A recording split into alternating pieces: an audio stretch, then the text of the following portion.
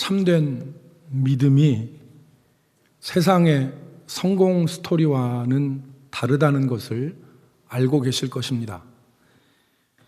복음을 듣고 예수를 믿는 것은 세상의 성공 스토리, 세상에서 출세하고 성공하고 부자가 되는 이런 이야기와는 질적으로 다르다.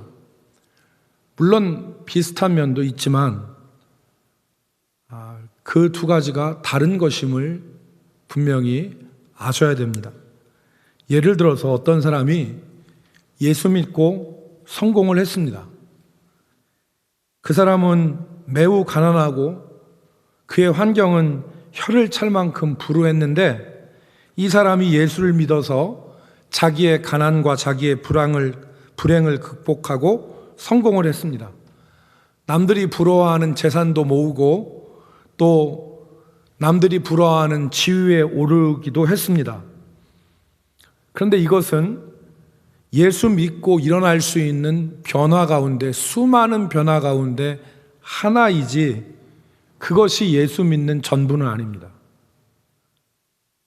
예수를 믿었더니 승진하고 부자가 되는 그것이 목표가 돼서는 안 됩니다.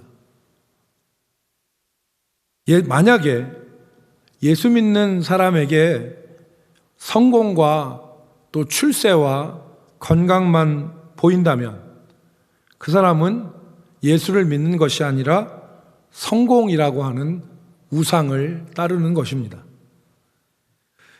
지난주에 우리 교단의 신문인 기독신문 사설에 이런 글이 하나 실렸습니다. 제목이 N번 방과 7번 방이었습니다. 여러분, 지금 우리 사회를 떠들썩하게 하는 N번 방을 여러분 아시죠? 이 N번 방을 한마디로 말하자면 자신의 욕망을 위해서 아무것도 보이지 않는 무자비한 탐욕의 공간이라고 표현할 수 있을 것입니다.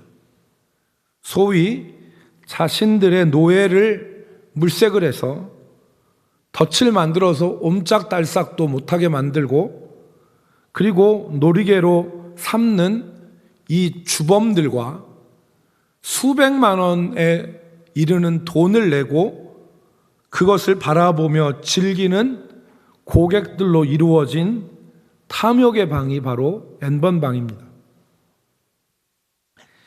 그런데 필자는 그 N번 방 뉴스를 듣자마자 몇 년 전에 우리 그 사회에 많은 감동을 준 7번 방의 기적이라는 것을 생각했다고 합니다. 사랑하는 자기의 딸을 위해서라면 무엇이라도 할 수 있는 지적 장애인 아버지와 그가 누명을 쓰고 들어간 그 교도소 7번 방에 함께 있던 죄수들이 펼치는 감동적인 이야기가 바로 7번 방의 기적입니다. 이 7번 방에는 사회에서는 그 손가락질 받고 흉악범이라고 하는 그런 그 재소자들이 있었지만 그 방에는 사랑과 배려와 헌신과 감동이 있었습니다. 이 N번 방과 7번 방을 비교하면서 필자는 교회를 방으로 생각합니다. 그리고 이런 말을 남겼습니다. 교회라는 이 방도 내 이기적인 욕망만을 채우려는 열정으로 가득하다면 또 하나의 N번 방이라고 또 하나의 N번 방이리라. 웃고 즐길지는 모르지만 그 방에는 꼭 있어야 할 그것이 없고 그분 역시 계시지 않는다. 교회도 만약에 자기의 욕망을 채우려고 하는 열정으로만 가득하다면 이 교회라는 방도 또 다른 N번 방에 불과하리라. 저는 이 말이 가슴에 남았습니다.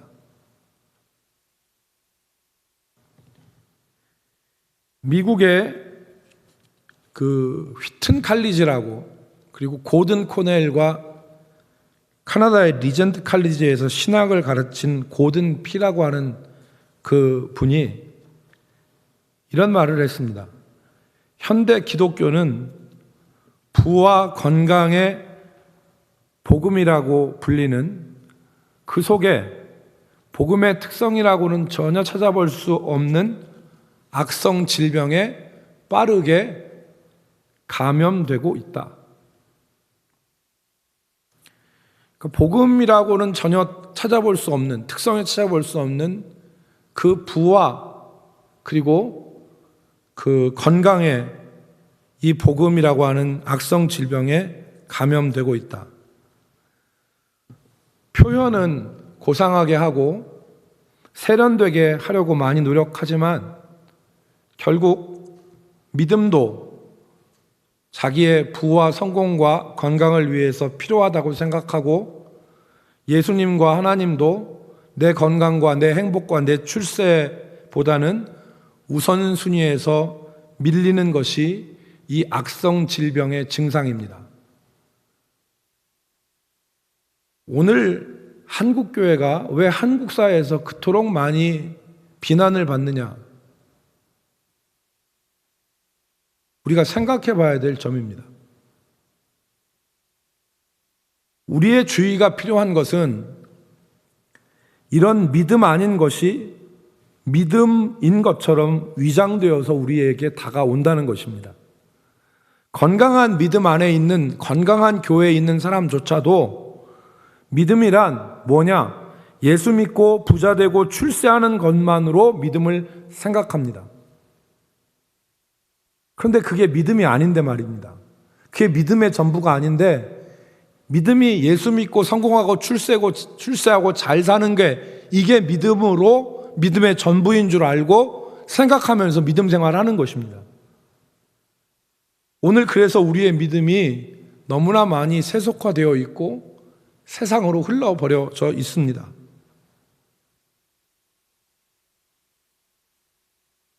더 많은 교인, 더 많은 예산, 더 큰 예배당, 이런 것들을 우리가 사모하고 언젠가부터 교회를 그렇게 평가하기 시작했잖아요.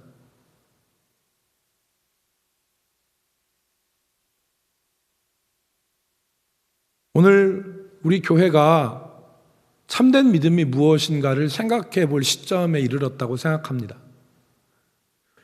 오늘 우리에게 참된 믿음이 무엇인가를 보여주는 말씀이 있는데 그것이 바로 느헤미야입니다. 우리가 오늘 읽은 느헤미야. 여러분, 느헤미야는 지난번에 제가 도표로 정리했듯이 제3차 포로 귀환 때 돌아온 중심 인물입니다. 여러분들 주보에 지금 정리가 되어 있습니다. 여러분들 주보에 정리되어 있고 앞에 도표에도 나오는데 587년에 바벨론에 의해서 예루살렘이 멸망합니다. 성전은 파괴됩니다. 그런데 이 예루살렘과 유다를 멸망시킨 무너질 것 같지 않던 바벨론이 539년에 바사왕 고레스에 의해서 무너집니다.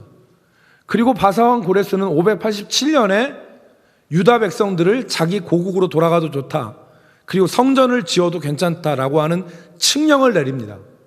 그래서 536년부터 이들이 성전 공사를 시작합니다. 스룹바벨을 중심으로 해서 학개와 스가랴가 이 성전 공사를 주도하죠. 그래서 성전 공사를 시작하는데 이 성전 공사가 중간에 방해로 인해서 중단되죠.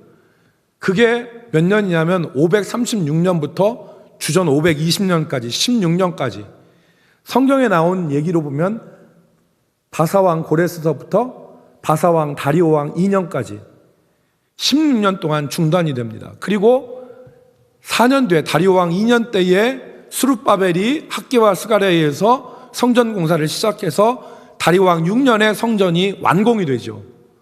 그리고 나서 약 80여 년이 흐른 이후에 이 페르시아에 있던 학사 에스라가 자기 고국에 있는 백성들에게 율법을 가르치기로 결심하고 귀환하는데 그게 제2차 포로 귀환, 2차 포로 귀환 459년입니다. 459년. 그러니까 459년이 여러분이 읽는 성경책에 보면 아닥삭스다 왕 제7년인데 13년 뒤에 445년에 아닥삭스 왕 제20년에 바벨 이 느부갓네살이 3차 포로 귀환을 해서 무너진 성벽과 무너진 하나님의 교회들을 재건하는 역사를 이룹니다. 여러분, 느헤미야는 재건의 사람이었습니다. 느헤미야는 믿음의 사람이었죠. 그래서 돌아와서 산발락과 도비아 같은 이방인들이 집요하게 방해하였지만 하나님의 백성들을 독려하여서 무너진 성벽을 다시 쌓아 올리고 불타 없어진 성문을 새로 달았습니다. 그리고 학사 에스라와 함께 무너져 내린 하나님의 백성의 공동체를 다시 세우는 일을 했습니다. 이게 느헤미야입니다. 그래서 여러분이 집에 가시면 느헤미야 13장을 꼭 읽어보시기 바랍니다. 느헤미야 13장에 보면 느헤미야가 단순히 벽돌을 쌓아 올린 재건의 건축자가 아니라 무너진 하나님의 백성의 공동체를 다시 세운 믿음의 사람, 회복의 사람이었음을 우리에게 알려줍니다. 그래서 이 느헤미야 13장에는 느헤미야가 한 세 가지 나옵니다. 첫 번째, 느헤미야는 성전을 정결하게 합니다. 느헤미야가 페르시아에서 돌아와 보니까 그 하나님의 성전에, 그 거룩한 성전에 이방인 도비아가 성전 방 하나를 자기 사무실로 쓰고 있는 거예요. 원래 이 방은 하나님께 드릴 제물, 곡식, 포도주, 감람, 이 기름 이런 것들을 이렇게 모아놓는 곳인데 이 이방인들과 함께 결탁한 제사장들이 그 방을 도비아에게 사무실로 내줍니다. 그랬을 때 느헤미야가 어떻게 했냐면 오늘 우리가 읽은 성경에 보니까 도비아의 방에 있는 세간을 다 밖으로 내어 던졌다 그랬습니다. 밖으로 내어 던지고 그 방을 정결하게 했습니다. 두 번째, 느헤미야는 그 당시에 안식일을 지키지 않는 유대인들의 신앙을 바로잡았습니다. 뜯어 고쳤습니다. 느헤미야가 와서 보니까 안식일에 유대인들이 뭘 했느냐?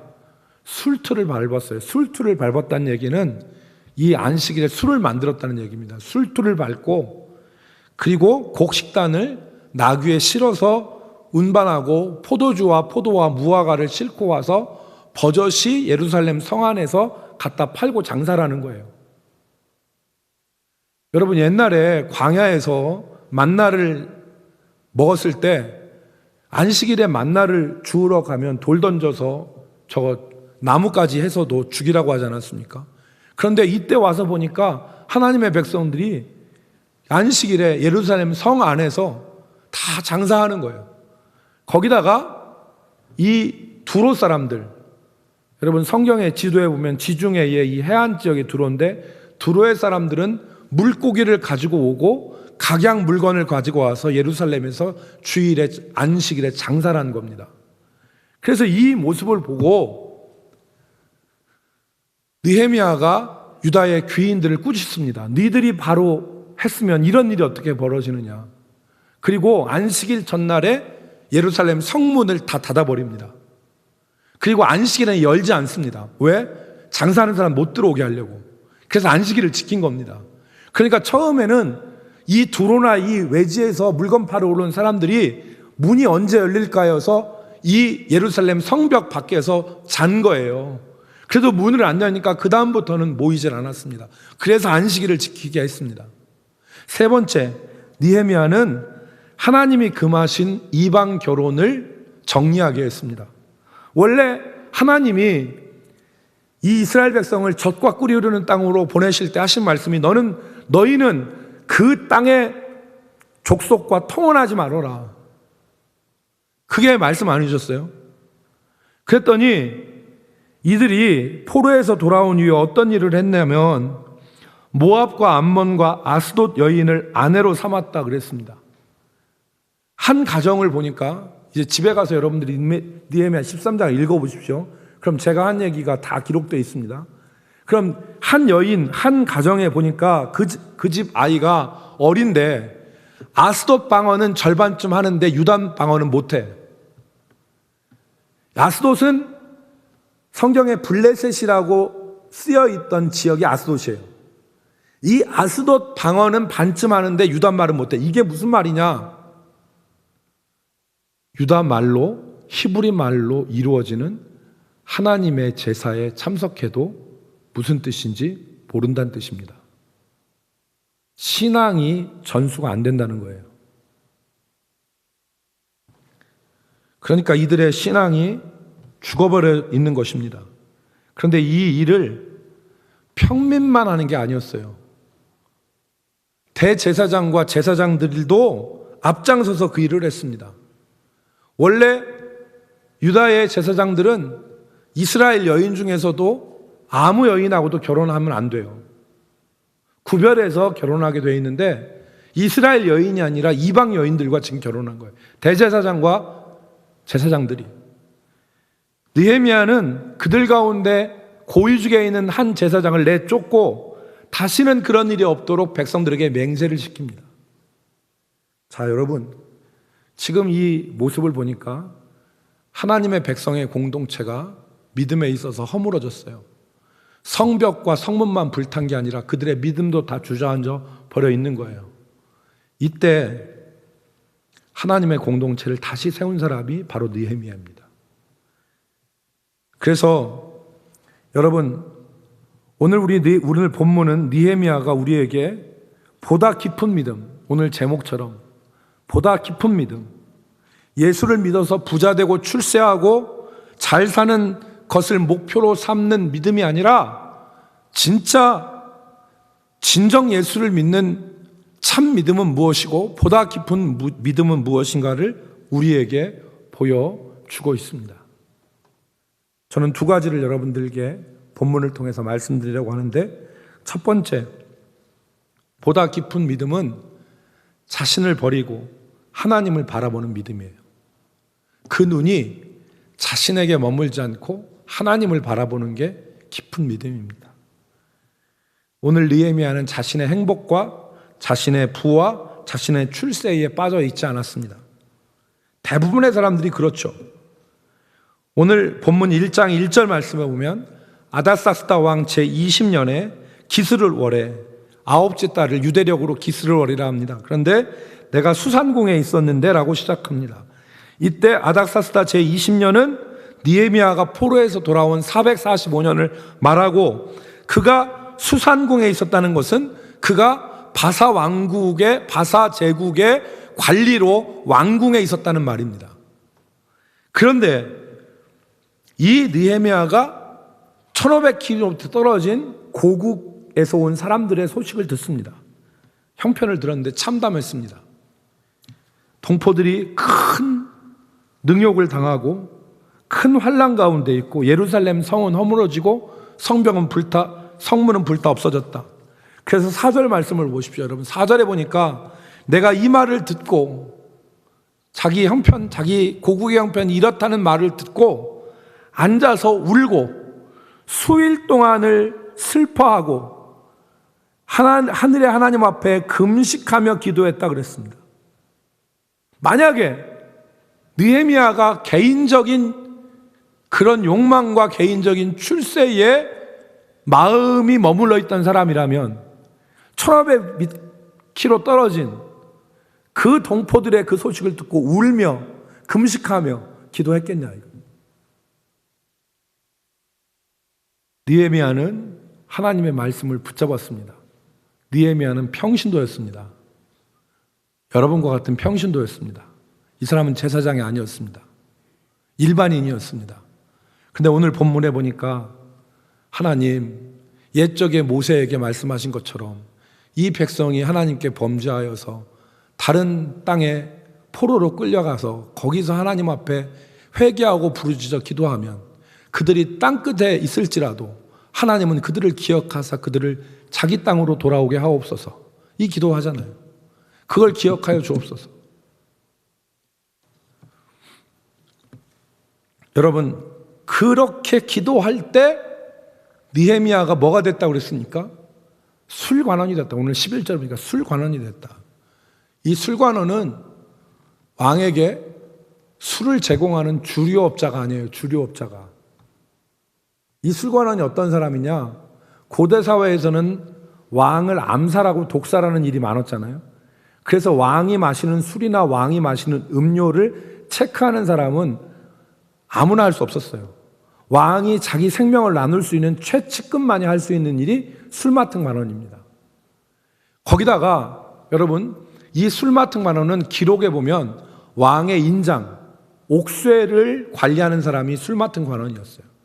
그러니까 느헤미야는 당시 이 아시아, 그 다음에 아시아, 그리고 이 유럽, 그 다음에 아프리카를 3대륙을 다 포함하고 있는 페르시아 제국의 권력의 정점에 있었던 사람이에요. 정점에. 그런데 이 사람이 왕한테 2장에 보니까 호련히 자기 직책을 그만두고 가겠다는 거예요. 나 고향으로 가겠습니다. 그리고 두 번째, 나 거기 가서 우리 조상들의 성읍을 좀 건축하겠습니다. 이 얘기를 해요. 그런데 여러분, 이 얘기가 쉬운 얘기가 아니었습니다. 이 얘기가 얼마나 어려운 얘기냐? 자기의 모가지가 날아갈 수 있는 얘기였어요. 왜 그러느냐? 여러분이 성경을 자세히 보면 그거 알 수 있어요. 왜 그러느냐? 여러분, 지금 2장 2절 보시면 2장 2절 하반절에 아닥사스다 왕이 지금 물어요. 네가 병이 없는데 어찌 얼굴에 수심이 있느냐 물었을 때에 그때에 내가 크게 두려워하여 왕께 대답하다. 왜 크게 두려워했습니까? 이 사람이 왕이니까 왕 존재 자체에 벌벌벌 떤 게 아니에요. 두려워할 내용의 말을 했기 때문에 그렇습니다. 무슨 말입니까? 다시 성읍을 건축하게 해달라. 그런데 이 얘기는 이전에 왕이 조서를 내려서 안 된다고 한 일이었어요. 왕이 조서를 내려서 안 돼. 성을 지려고 했는데 아닥사스다 왕 20년 이전에 어느 시점에서 유다 사람들이 성을 지려고 했는데 그걸 왕이 가로막았어요. 조서를 내려서. 어떻게 할 수 있느냐? 여러분, 에스라 4장을 보세요. 에스라 4장을 보시면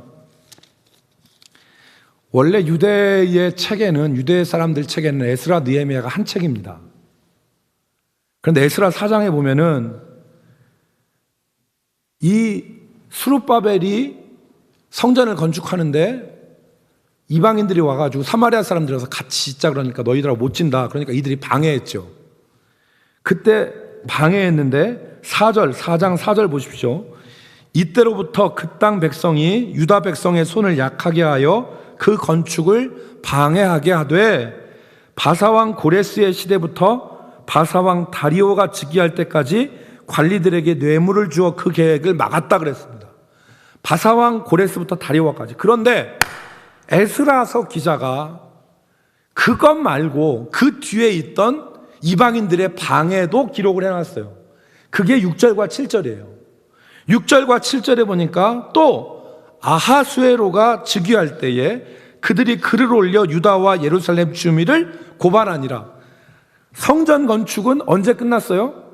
아하수에로 왕 이전에 다리오 왕 6년에 끝나버렸어요. 그런데 지금 아하수에로 때 있었던 방해를 지금 얘기하는 거예요. 그리고 7절 보세요. 7절 보니까 아닥사스다 때 비슬람과 미드르닷과 다부엘과 그의 동료들이 바사왕 아닥사스다에게 글을 올렸으니 그 글은 아람 문자와 아람 방언으로 써서 진술하였더라. 내용은 뭐냐면 얘네들이 성을 건축하려고 하는데 얘네들이 성을 건축하면 왕을 배반할 것입니다. 원래 이 유대인 민족이란 놈들은 배반을 아주 잘해서 이 성이 건축되어지면 왕을 분명히 배반할 겁니다. 그렇게 상소를 올렸어요. 4장 23절로 넘어가 보십시다. 4장 23절에 넘어가니까 아닥사스다가 다 조사를 해보더니 조서를 내려요. 무슨 조서를 내렸느냐? 4장 23절 아닥사스다 왕이 조서 초본이 르훔과 서기관 심세와 그의 동료 앞에서 낭독되매 그들이 예루살렘으로 급히 가서 유다 사람들을 보고 권력으로 억제하여 그 공사를 그치게 하니 그랬습니다. 그러니까 이 공사 중단이 어느 왕 때 이루어졌다고요? 아닥사스다 왕 때 이루어졌다고요. 그런데 지금 아닥사스다 20년에 누가 얘기를 하는 겁니까? 느헤미야가 덕하냐 하는 말이 저 고향 돌아가게 해주세요. 그리고 우리 조상들의 성을 건축하게 해주세요. 왕이 무슨 말을 했겠습니까? 야, 그거 내가 조서 내려서 하지 말라고 한 거잖아. 내가 너를 좀 이뻐했더니 네가 간이 배 밖으로 났구나. 목을 쳐도 할 말이 없어요. 왜? 왕의 조서를 정면으로 받아쳤기 때문에. 그러니까 오늘 느헤미야가 크게 두려워하여 왕 앞에 두려워하면서 왕이 네 소원이 무엇이냐 그랬더니 느헤미야 2장에 기록된 것처럼 하늘의 하나님 앞에 기도하고 간구하면서 아랬던 거예요. 사랑하는 성도 여러분, 만약에 느헤미야가 자기의 행복과 자기의 출세와 자기의 안위를 위해서만 살았던 사람이라면 이런 말은 결코 할 수 없습니다. 그는 자기를 넘어서 자기를 부인하고 하나님을 바라봤던 사람입니다. 느헤미야가 만약에 자기 성공에 빠져 있는 사람이라면 술 맡은 관원이라고 하는 권력의 정점을 내버리지도 않고 수도에서 1500km 떨어진 변방으로 가려고 하지도 않았을 것입니다. 그런데 느헤미야는 그 일을 했습니다. 이런 부와 성공의 복음 중심에는 자아라는 우상이 자리 잡고 있습니다. 여러분, 데이비드 라센이라는 사람이 뭐라고 얘기했냐면 이렇게 얘기했습니다. 권위의 황혼기와 그에 따른 진공 상태에서 현대인들은 자기 자신에 대해서 지나치게 집착하고 있다. 여기에 권위의 황혼기라는 얘기는 포스트 모더니즘을 가리킵니다. 포스트 모더니즘은 권위를 다 부정하죠. 망치로 때려 부시듯이 선생님의 권위, 아버지의 권위, 목사님의 권위, 세상의 권위, 어르신의 권위 다 때려 부십니다. 그런 거 필요 없어. 우리는 그런 간섭 안 받아.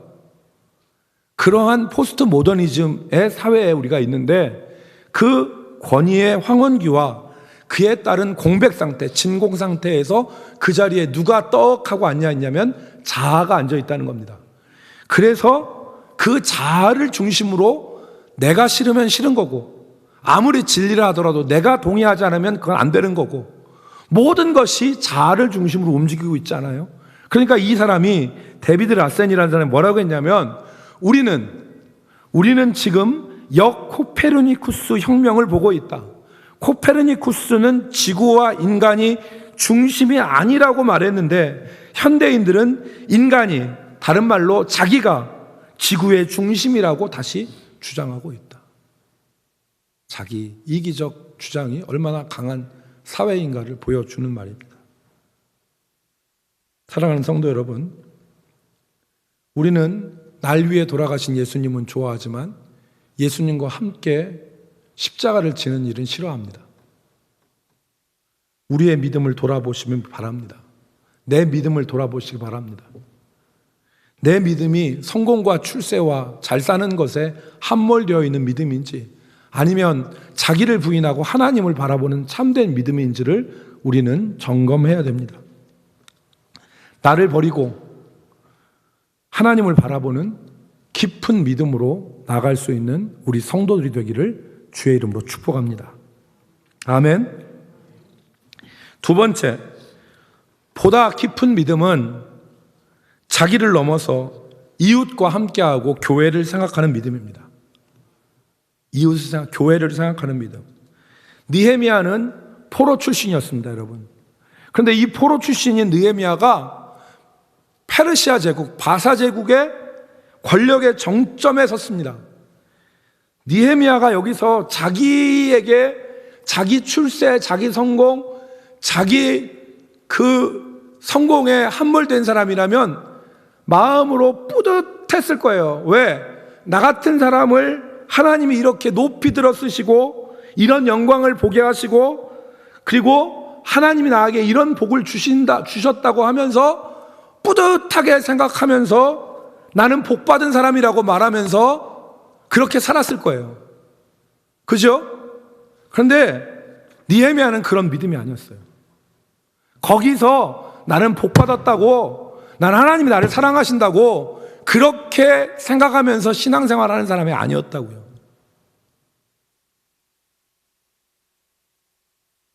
대한민국의 믿음이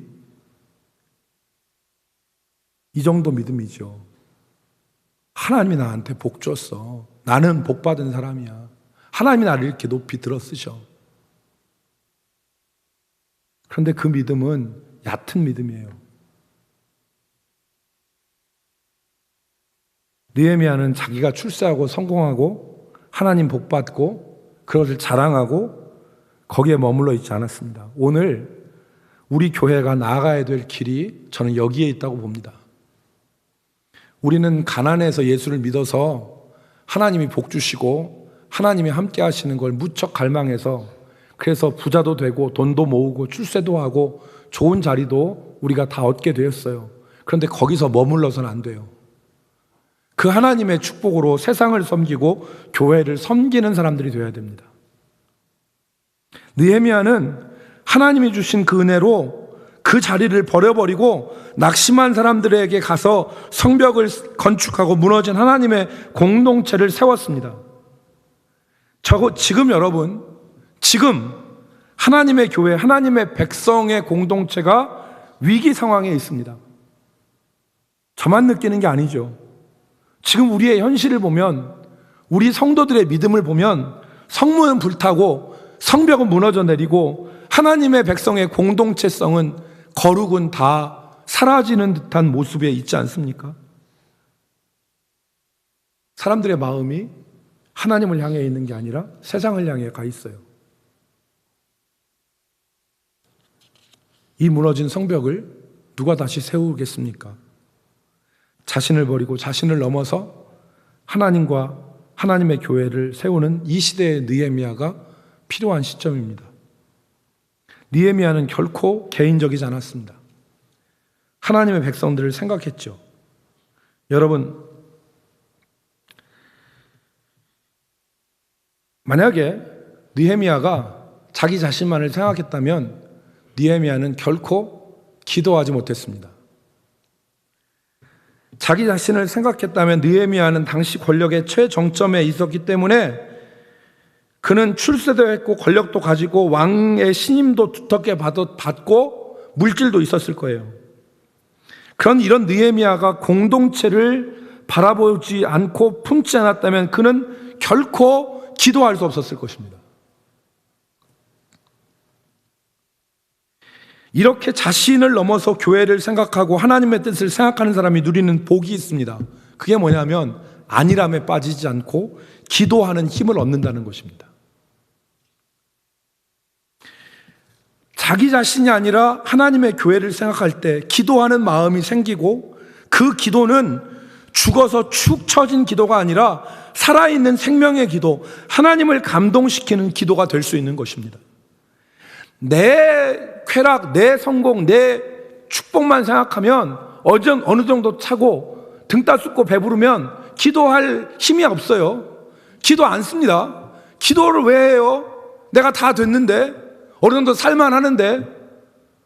그런데 하나님의 교회를 생각하는 사람은 느헤미야처럼 권력의 최정점에 있어도 울면서 금식하며 기도할 수 있고 하나님이 기도할 수 있는 힘을 부어주시고 하나님이 그의 기도를 죽어 축 늘어진 기도가 아니라 살아있는 기도, 생명력 있는 기도로 만들어 주시는 것입니다.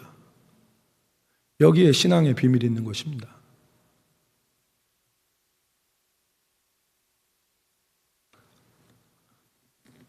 이영숙 집사님, 저 뒤에 계신데 세 사람이 있어요. 세 사람이, 예배에 세 사람이 있는데 어떤 사람은 예배 와서 아무 생각 없이 와. 아무 생각 없이 와가지고 예배 드려. 예배 참여해. 두 번째 사람은, 이 사람은 좀 깨어 있어. 그런데 예배를 통해서 내가 은혜 받고 내가 살고 내가 이걸 통해서 한 주간 힘을 얻고 내가 이걸 통해서 내가 한 주간 깨어 있어가지고 내가 믿음으로 살아야겠다, 이렇게 생각하는 사람이 있어. 세 번째 사람은 예배 들어오는데 자기뿐만 아니라 하나님 우리 교회를 기억하시고 우리 교회 모든 성도들이 예배하는데 살아있게 하시고 이 공동체 전체가 하나님의 영으로 가득하게 하셔서 하나님의 영광을 바라볼 수 있는 예배가 되게 해주세요 라고 하는 세 사람이 있어요. 어떤 사람이 하나님의 은혜를 제일 많이 받겠습니까? 첫 번째 사람은 예배 어떻게 드렸는지도 몰라. 두 번째 사람은 자기 은혜 받아. 세 번째 사람은 하나님이 주시는 새 은혜를 받아요.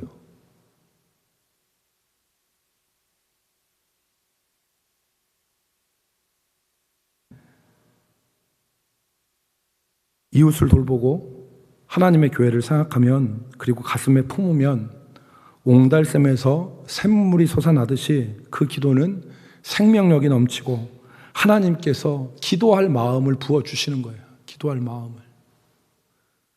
사랑하는 성도 여러분, 교회를 품고 성도를 가슴에 품고 기도하십시오. 그것이 하나님께서 우리에게 주신 복입니다. 느헤미야는 그 믿음이 있었습니다. 이게 보다 깊은 믿음입니다. 우리가 해야 될 일은 엄청난 일이 아닙니다. 우리가 살면서 만나는 사람들, 오늘 예배 끝나고 가서 만나는 사람들, 내일 직장에 가서 만나는 사람들, 그 사람이 믿건 믿지 않던 간에 그 사람에게 내가 뭔가 도움을 줄 수 있고 그 사람을 위해서 기도할 수 있다면 그 사람은 이 시대의 느헤미야입니다. 그 믿음이 살아있는 믿음이 되는 것입니다. 존 맥스웰이 지은 영향력이라고 하는 책에서 한 시가 소개되어지는데 이런 시입니다. 오늘이 가기 전에 내 삶은 수십 명과 만나겠지. 저녁 해가 지기 전 좋고 나쁜 수많은 흔적을 남기겠지. 내가 항상 바라는 소망, 내가 항상 간구하는 기도가 하나 있다오. 주여, 제 삶이 도중에서 만나는 다른 삶을 돕게 하옵소서. 우리가 이 정신으로 살아갈 때, 우리가 이 믿음으로 살아갈 때, 그 믿음은 공동체를 세우는 믿음. 자기의 안위가 보장되고 등 따숩고 배부르고 아니래도 나태에 빠지지 않고 하나님께서 주시는 힘으로 생명력 있게 기도하는 그 믿음이 될 것입니다. 사랑하는 성도 여러분, 말씀을 마치겠습니다. 오늘 우리가 부와 성공의 복음에 함몰되지 말고 보다 깊은 믿음으로 살아갈 수 있기를 주의 이름으로 축원합니다. 느헤미야처럼 자기에게서 벗어나서 이 시대에 우리가 해야 될 일이 무엇인가를 깨닫고 하나님의 선한 손을 의지해서 우리 주변에 있는 사람들을 일으켜 세우고 교회를 위해서 기도하는 우리 대전 남북교회 성도들이 되시기를 주의 이름으로 축복합니다. 기도합시다. 은혜가 풍성하신 하나님, 오늘도 하나님의 뜻이 무엇인지, 그리고 하나님이 기뻐하시는 믿음이 무엇인지를 생각하고 우리 자신을 딛고 하나님의 교회를 생각하며 이웃을 품고 살아가는 깊은 믿음의 사람들이 되게 하여 주옵소서. 하나님, 그러할 때 우리의 마음속에 기도할 수 있는 힘이 생기고 하나님의 생명의 역사가 가득하게 하실 것을 저희가 믿고 바라보니 이 말씀을 경험케 하여 주시옵소서. 예수님의 이름으로 기도 올리옵나이다. 아멘.